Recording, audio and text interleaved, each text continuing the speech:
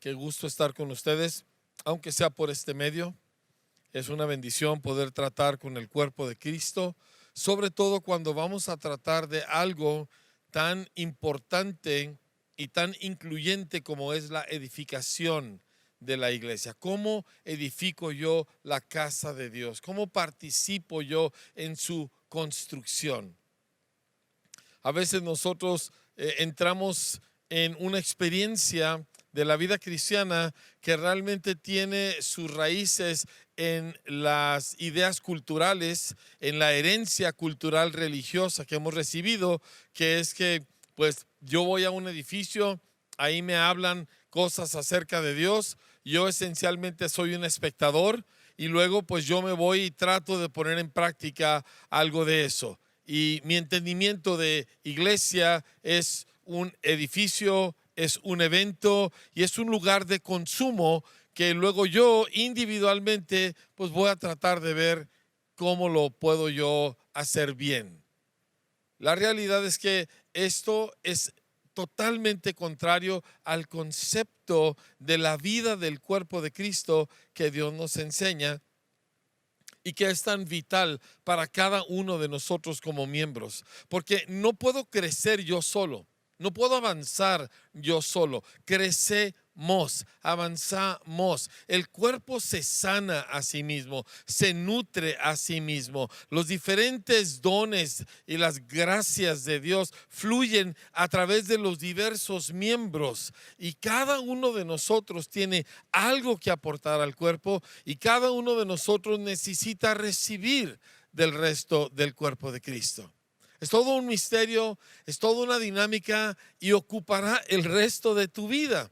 Así que vamos a tomar estos siguientes minutos para explorar algunas verdades acerca de nuestra parte en la edificación del cuerpo de Cristo, de la cual nosotros mismos somos miembros. Padre, ayúdanos el día de hoy para poder entender tus propósitos, para poder fluir, Señor, con lo que tú quieres hacer, no solamente en mi vida, sino a través de mi vida. Lo que tú quieres hacer para el bien de otros, Señor, que no tiene que ver específicamente con un programa, con un proyecto, sino con mi intervención como un miembro del cuerpo de Cristo. Ayúdanos, Señor, porque queremos servirte y para ello queremos entender cómo lo vamos a hacer. Te lo pido en el nombre de Jesús. Amén. Muy bien, pues quiero empezar con una definición fundamental de nosotros como seres humanos. Cuando nosotros leemos la Biblia y llegamos a Génesis, que Génesis es lo más importante, si tú no lees Génesis, el resto de la Biblia realmente no va a tener su efecto. Génesis es el cimiento, es el fundamento de nuestra vida. Y ahí encontramos a Dios platicando entre sí, la Trinidad, Padre, Hijo, Espíritu Santo, acerca de la creación del ser humano, de la raza humana. Y Dios dice, hagamos al hombre según, conforme a nuestra imagen, según nuestra semejanza. Y bueno, ya dice todas las cosas que el ser humano va a hacer. Pero luego, cuando crea al ser humano, la Escritura dice que los bendijo Dios. Eso es lo primero que sucede. Dios los bendice. Esta palabra es clave para nosotros, la palabra bendición, que muchas veces es mal entendida en medio del pueblo cristiano. Pero Dios primero los bendice antes de que ellos hagan algo ni bueno ni malo. Y entonces, después de bendecirlos, les dice esta serie de cosas. Escúchalo bien en Génesis capítulo 1, versículo 27.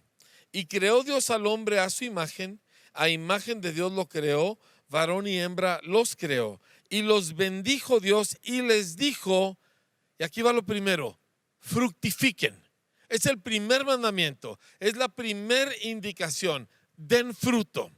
¿Qué significa esto? Pues piensa un momentito. Un árbol cuando da fruto, porque este es el cuadro, esta es la analogía que el Señor está haciendo aquí. Cuando un árbol da fruto, pues el árbol mismo no consume su fruto. O sea, el fruto no es para beneficio del árbol. De manera que el árbol de manzanas deja caer sus manzanas y algún otro animal del campo o un ser humano se come aquella manzana o cualquier otro fruto. El fruto es para el beneficio de alguien más. Así que podemos definir fruto de la siguiente manera. Es algo que Dios produce a través de mí para beneficio de otra persona. Voy a repetirlo. Fruto es algo que Dios produce a través de mí para beneficio de otra persona. Es algo que sale de mí, que alimenta o edifica a otro. Y este es el primer mandamiento. Den fruto. Es decir, produzcan cosas que les son de provecho y de beneficio y de edificación a los demás. Ahora, cuando tomamos eso y lo aplicamos a nuestra vida cristiana, nos topamos con un desafío. ¿Por qué? Porque en gran parte del pueblo de Dios, nuestra idea de caminar con Dios es que yo enderece mi vida, que yo corrija mi rumbo, que yo restaure mi matrimonio, que yo haga esto y aquello por mis hijos, que yo crezca en mi carácter. Pero básicamente todo tiene que ver con una especie de mejoría personal y es válido y es importante. Y todo creyente efectivamente va a crecer y debe crecer. Pero eso no es fruto. Fruto es ¿qué está siendo producido en tu vida a causa de la presencia de Cristo que le es de provecho a alguien más? O si te lo pongo en mexicano completamente callejero, es esto: ¿de qué le sirve a tu prójimo que tú seas cristiano?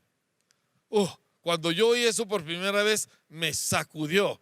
Porque yo estaba pensando en mí, en mis desafíos, en cómo yo necesitaba vencer ciertos malos hábitos, ciertas actitudes. Y de repente oigo esto: ¿de qué le sirve a tu prójimo que tú seas cristiano?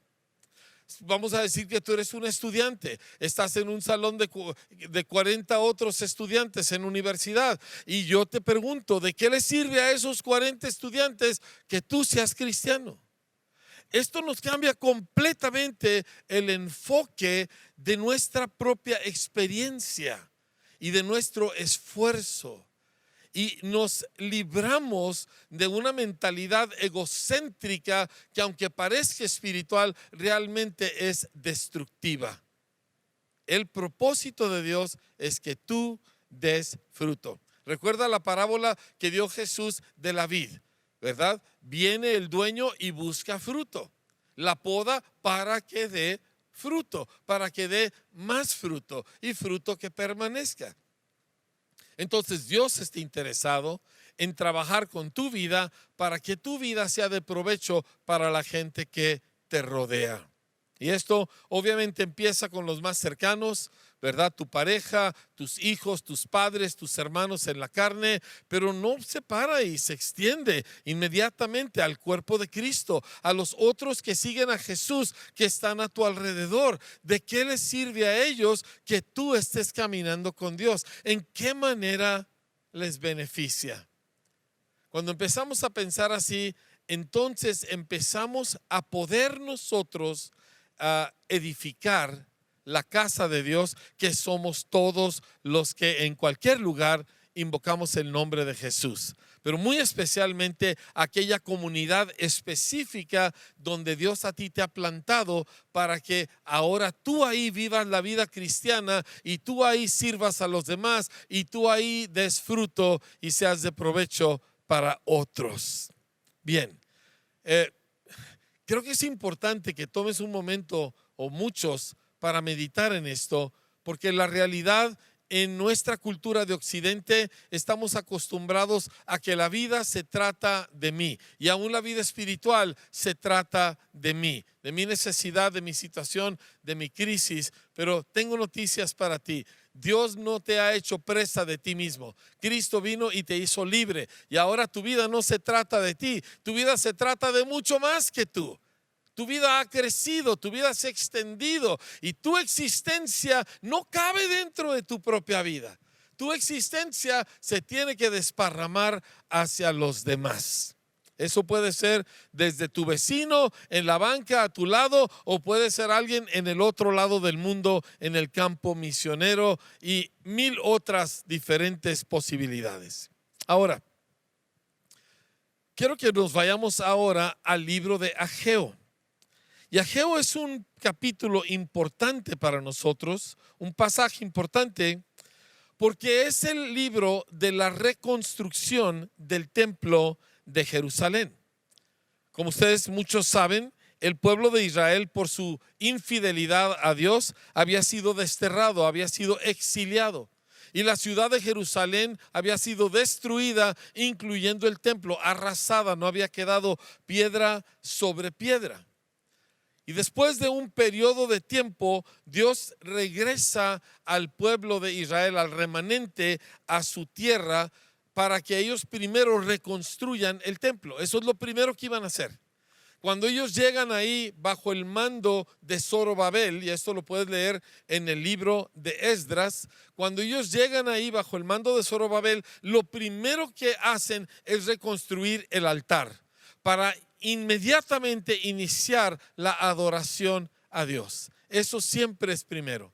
Escucha bien, Dios siempre es primero. Antes que cualquier otra cosa es el Señor, porque Él es el origen y la fuente de absolutamente todo. Así que Él siempre tiene que ser primero, o si no, esto definitivamente se echa a perder. Así que ellos empiezan, y Dios les había dado instrucciones y favor para que reconstruyeran el templo.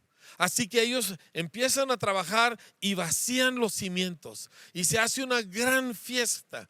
Pero entonces los enemigos de alrededor vienen y los amedrentan, vienen y los amenazan, y la gente se cohíbe y dejan de construir el templo a causa de las terribles amenazas de los pueblos que les rodeaban. Pasan algunos años y el asunto con nosotros los seres humanos es que nos acostumbramos a casi cualquier situación y se van acostumbrando a que el templo no se está construyendo. Ahora, Dios les había dado favor con el emperador para que ellos trajeran madera del Líbano o del bosque, para que ellos trajeran todo lo que necesitaban, pero ellos, pues por causa de las amenazas, pararon la obra, y con el paso del tiempo se fueron acostumbrando a que pues así era. Estaba el altar y estaban los cimientos, pero nada más. Y entonces pues ellos siguieron con su vida, avanzando, ¿verdad?, con sus propias necesidades. Y entonces llegamos al tiempo de Ageo. Habían pasado bastantes años y todo mundo ya estaba convencido, aunque quizá no lo dijeran, o quizás sí, que el templo pues no. Inclusive decían, no es tiempo de construir el tiempo, de reconstruir la casa del Señor. Ve conmigo a Ageo capítulo 1 verso 1. Dice: en el año segundo del rey Darío, en el mes sexto, en el primer día del mes, vino palabra del Señor por medio del profeta Ageo a Zorobabel, hijo de Salatiel, gobernador de Judá, y a Josué, hijo de Josadac, sumo sacerdote, diciendo: así ha hablado el Señor de los ejércitos, diciendo, este pueblo dice. O sea, esto es lo que la gente decía. Esta era la común conversación. No ha llegado aún el tiempo de que la casa del Señor sea reedificada. O sea, la gente decía, no, es que Dios tiene su tiempo y los tiempos de Dios, ¿verdad? Pero todavía no es ese tiempo. Entonces Dios les contesta de la siguiente manera. Dice: entonces vino palabra del Señor por medio del profeta Ageo diciendo: ¿es para ustedes tiempo, para ustedes de habitar en sus casas artesonadas, y esta casa está desierta? ¡Fum! Eso te simbra, ¿verdad? Porque los confronta y les dice: claro, ustedes en sus casas muy bonitas, todas arregladas, y mi casa está desierta, no hay nada construido, y aparte ustedes hasta tienen un dicho de que no, es que todavía no es el tiempo del Señor. Y les dice, versículo 5: pues así ha dicho el Señor de los ejércitos, mediten bien sobre sus caminos, siembran mucho y recogen poco, comen y no se sacian, beben y no quedan satisfechos, se visten y no se calientan. y el que trabaja a jornal recibe su jornal en saco roto. ¿Suena a los tiempos en que estamos viviendo? Que por más que trabajas y ganas no alcanza, y el dinero se te desaparece en un 2x3. Esto estaba pasando en ese entonces. Verso 7. Así ha dicho el Señor de los ejércitos: mediten sobre sus caminos, suban al monte y traigan madera y reedifiquen la casa, y pondré en ella mi voluntad y seré glorificado, ha dicho el Señor. Buscan mucho y hallan poco, y encierran en casa y yo lo disiparé en un soplo. ¿Por qué? Dice el Señor de los ejércitos: por cuanto mi casa está desierta y cada uno de ustedes corre a su propia casa. Es más, dice, por eso se detuvo de los cielos de sobre ustedes la lluvia y la tierra detuvo sus frutos. Y llamé la sequía sobre esta tierra y sobre los montes, sobre el trigo, sobre el vino, sobre el aceite, sobre todo lo que la tierra produce, sobre los hombres y sobre las bestias y sobre todo trabajo de manos. Todo porque ellos habían puesto sus casas antes que la casa del Señor. Porque ellos estaban ocupados en edificar sus vidas en vez de edificar la obra del Señor. Sus prioridades estaban al revés. Dios no era primero, la casa de Dios no era primero. Ellos estaban ocupados en lo suyo. Algunos de los diferentes comentaristas nos dicen que la madera que el rey había provisto para la construcción del templo, los hebreos, los judíos, se la habían empezado a llevar y con ella estaban construyendo sus propias casas. ¡Wow! ¡Qué terrible! Y sin embargo, esa es mucha de la mentalidad que hay en el cuerpo de Cristo. Por ejemplo, nosotros solemos decir: es que yo necesito estar en la reunión para recibir. O quizá te piden que si tú puedes servir en el ministerio de niños. No, es que yo necesito recibir, ¿verdad? O te dicen que si puedes estar en el estacionamiento o ayudar en alguna otra cosa. No, es que yo necesito recibir. Y tenemos una idea que la reunión de los santos se trata de yo venir a recibir. Esto corresponde a esta noción de que la madera que había sido dada para la edificación del templo, el pueblo se la estaba llevando para edificar sus propias vidas. Y cuando yo vengo a la iglesia, y lo digo en esa forma, aunque no creo que es así porque nosotros somos la iglesia, pero cuando vengo al servicio dominical para aprender o recibir algo, para que me animen o me consuelen y así poder yo fortalecer mi propia existencia, estoy llevándome la madera del templo para usarla en mi propia casa. Y así que les dice el profeta: suban al monte. ¿A cuál monte? Al monte del Señor, al monte de su presencia, al lugar donde tú haces un esfuerzo por encontrarte con el Señor cara a cara. Suban al monte, hombres, mujeres, todos nosotros necesitamos tener un tiempo donde nosotros vemos a Dios, oímos a Dios de manera personal y recibimos aquella parte de lo que Dios quiere darle al cuerpo de Cristo, pero la recibo yo para extenderla a los demás. Entonces, suban al monte y al oír a Dios, esta es la madera, esta es la substancia, este es el alimento. Dice: suban al monte y ahora traigan madera del monte y edifiquen la casa. ¿Qué es el cuadro que nos pinta?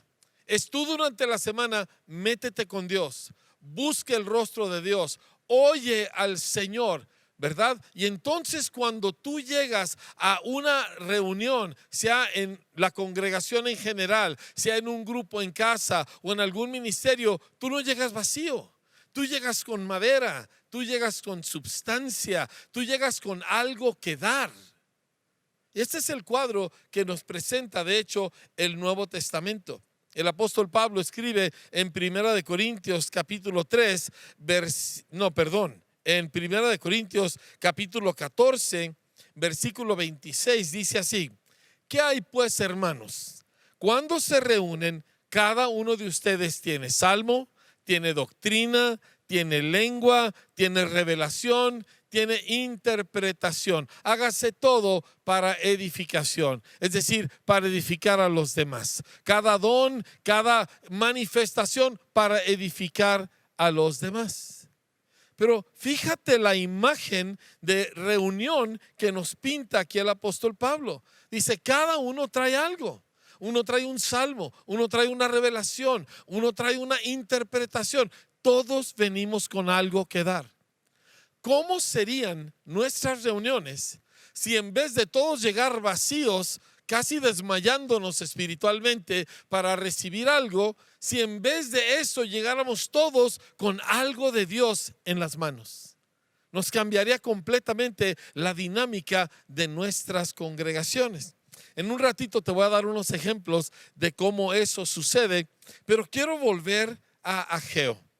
Dios les dice, suban al monte, traigan madera, edifiquen la casa.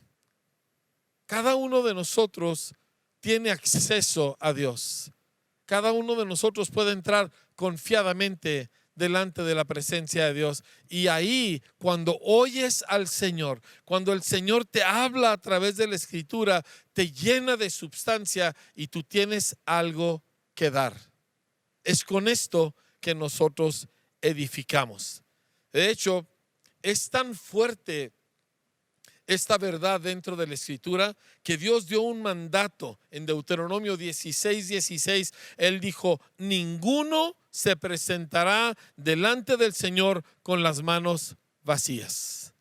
Todos traemos algo. No solo se refiere aquí a lo monetario, aunque eso también está incluido, pero es más que lo monetario. Venimos con la doctrina, venimos con el salmo, venimos con la revelación. Imagínate, por ejemplo, lo siguiente. Tú eres, vamos a decir, un ujier, un edecán, uno del equipo de bienvenida, no sé qué nombre usan ustedes, pero me entiendes. Y durante la semana tú has estado orando, te levantas en las mañanas, haces un tiempo devocional, lees la Escritura y en algún momento el Señor te da un salmo, quizá en Joel, donde dice, yo te restauraré los años, ¿verdad? Que se comió la oruga, el saltón y el revoltón. Y entonces tú...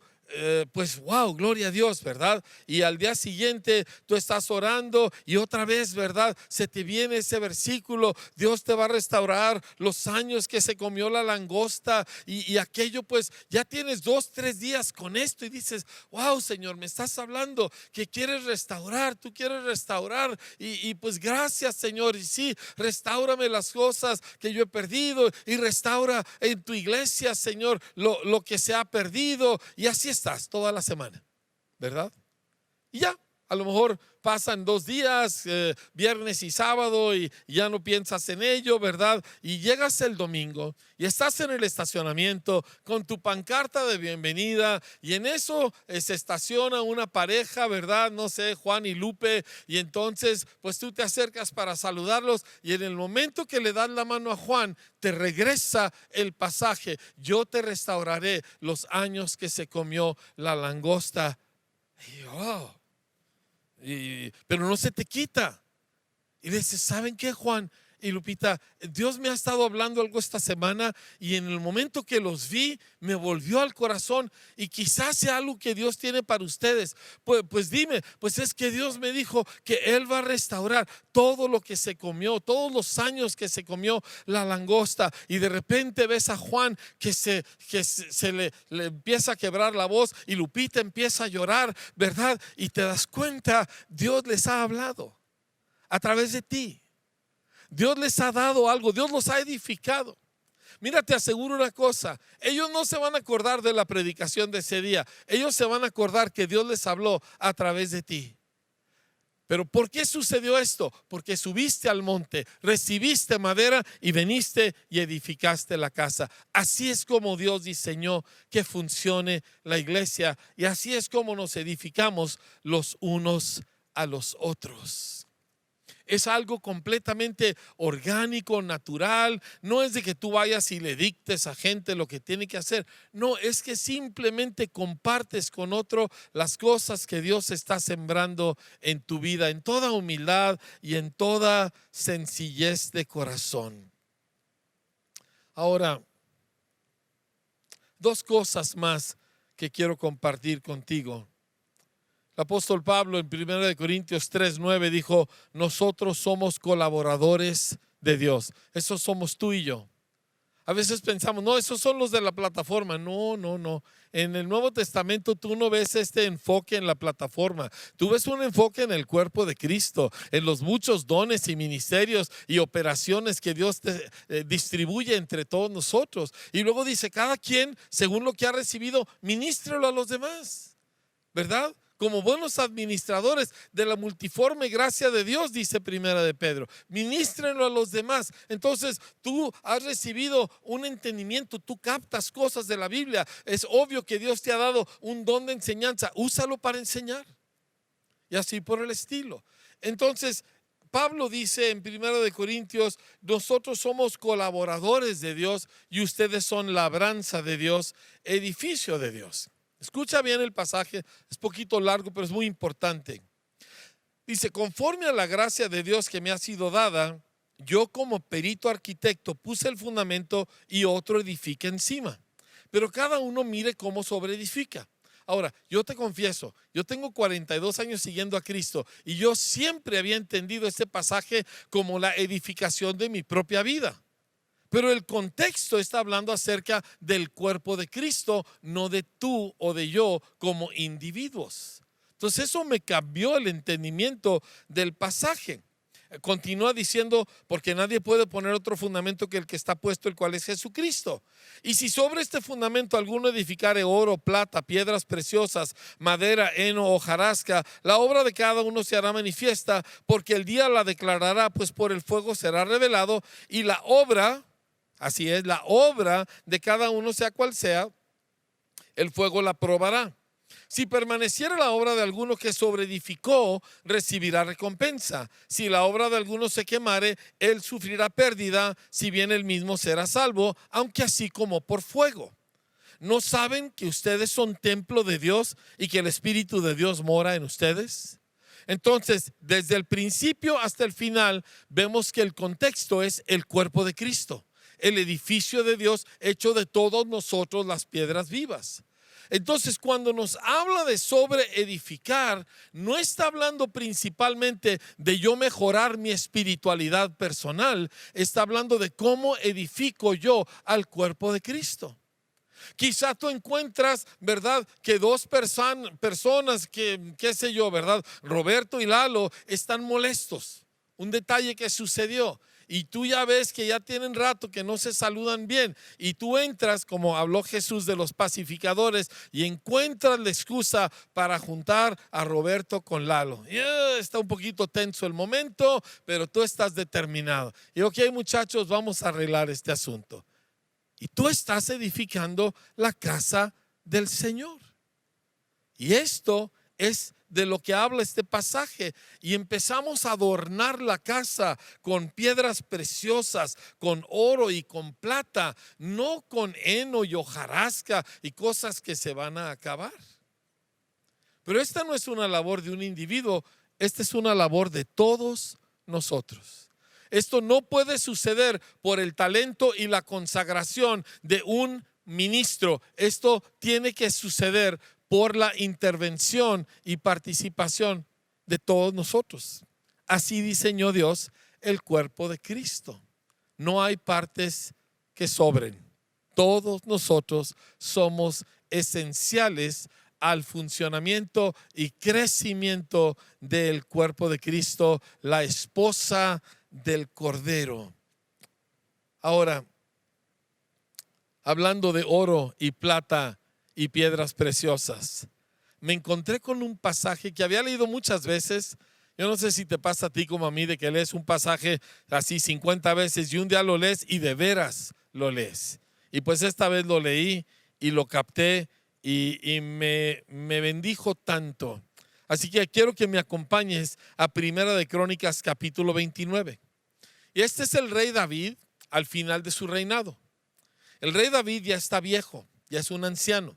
Tiene 70 años, pero mucho más kilometraje. Ha peleado muchas guerras, ha visto muchos conflictos y pues ya está muy acabado.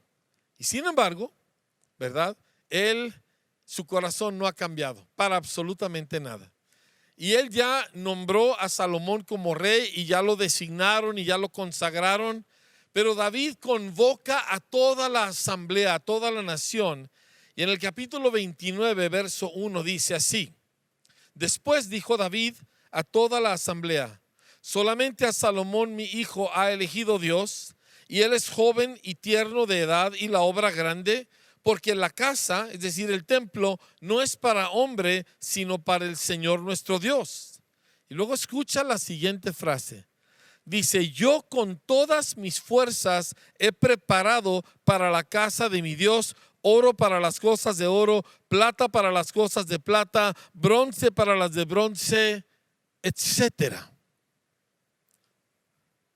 Con todas mis fuerzas. Y me cautivó la frase. Dijo: yo he dedicado mi vida productiva durante 4 décadas a juntar los materiales que se van a necesitar para edificar la casa de Dios. Dios no me permitió a mí construirla. Él me dijo: no, tú no vas a ser un ministro de tiempo completo de plataforma. Tú vas a tener tu empresa de plásticos o de qué sé yo, ¿verdad?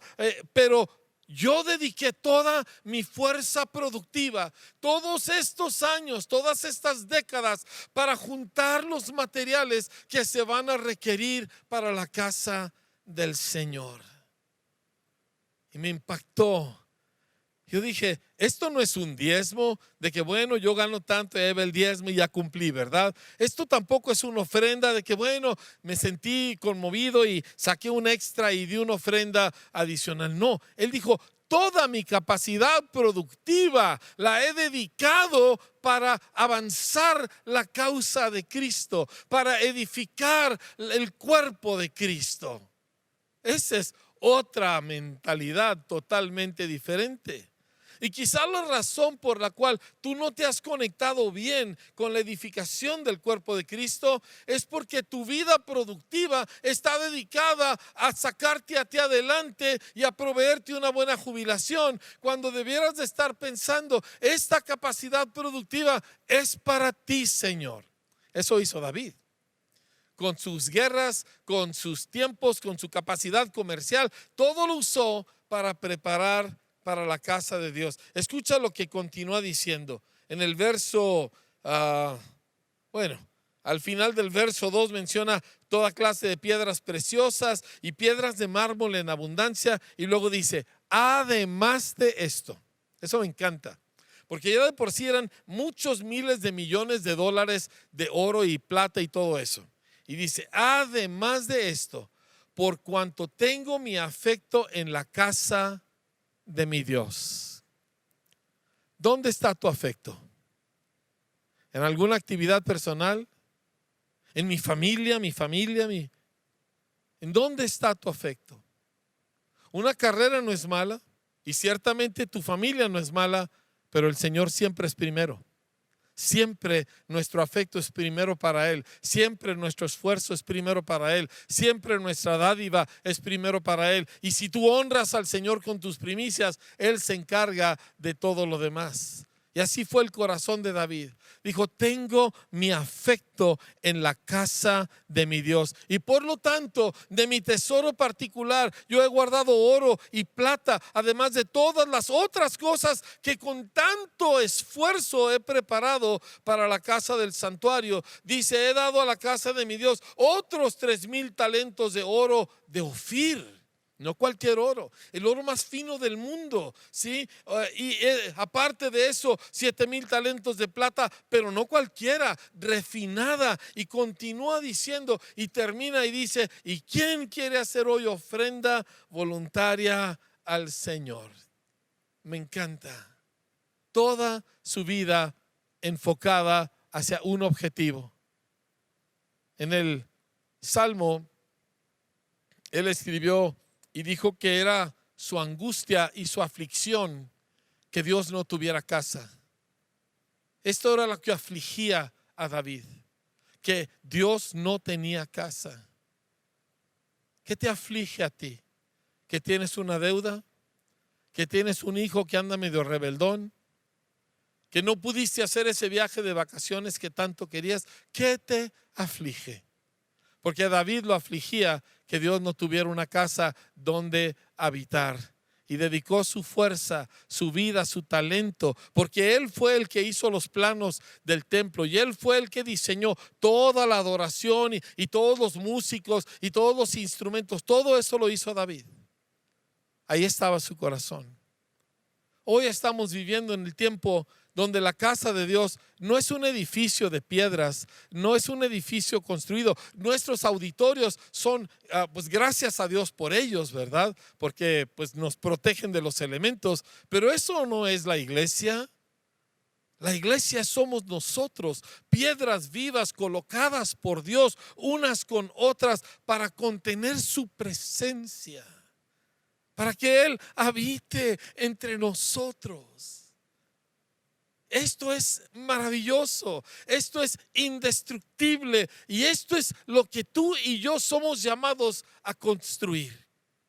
Con toda nuestra fuerza, con todo nuestro talento natural, con todos nuestros dones espirituales, con todas aquellas cosas que Dios nos ha impartido, entonces nosotros con ellas producimos algo que edifica y construye las vidas de los demás y nos conecta unos con otros. Y esto es la iglesia. Y aquí es donde Dios se hace visible a un mundo que tanto lo necesita. Te quiero dar un par de otros ejemplos sencillos y luego vamos a orar. Estoy pensando en una señora en nuestra congregación. Es fresa la señora, ¿sí? Es acá de la Jai. Pero ella tiene casi 20 años, cada semana, ella y un equipo de mujeres limpiando los baños de nuestra congregación. Ahora, nosotros podemos contratar a alguien para hacerlo, pero ella lo quiere hacer y los deja como gota de agua, como espejo. Tú puedes comer en el piso de los baños de nuestra congregación porque ella y su señora se encargan de que estén así. Y ella usa ese trabajo para discipular a estas mujeres y lanzarlas en una vida de servicio al Señor. 20 años fielmente. Es una maestra, es una persona con sobrada capacidad, pero nunca ha abandonado esos baños porque ahí ella está edificando las vidas de personas y bendiciendo a todos los que se congregan con nosotros. Es cuando tú te apuntas para estar en el estacionamiento y tú te preparas con todo tu corazón para tener tu mejor sonrisa. Y esa pareja que viene, que están a punto de divorciarse, aunque claro que pues al mal tiempo buena cara, así que no lo aparentan, pero vienen mal. Y tu afecto y tu amor y tu cuidado, y que te agachaste y saludaste a su niño y te aprendiste su nombre, les cambia la vida. Les afecta más. Miren, yo soy predicador, pero les afecta más que cualquiera de mis predicaciones. Porque es el cuerpo el que edifica al cuerpo, ¿sí? Y obviamente los ministros tenemos un papel importante, pero no podemos edificar el cuerpo solos. Se requiere de todos nosotros. Así que yo quiero animarte a oír como oyó el pueblo de Israel en los días de Ageo. Permíteme terminar con la lectura de ese pasaje y ver lo que sucedió cuando el Espíritu Santo les habló por medio de los profetas. Estoy leyendo para terminar con Ageo capítulo 1, verso 12. Dice: y oyó Zorobabel, hijo de Salatiel, y Josué, hijo de Josadac, sumo sacerdote, y todo el resto del pueblo. Dice: oyeron la voz del Señor su Dios y las palabras del profeta Ageo, como le había enviado el Señor su Dios, y temió el pueblo delante del Señor. Dice: entonces Ageo, enviado del Señor, habló por mandato del Señor al pueblo diciendo: yo estoy con ustedes.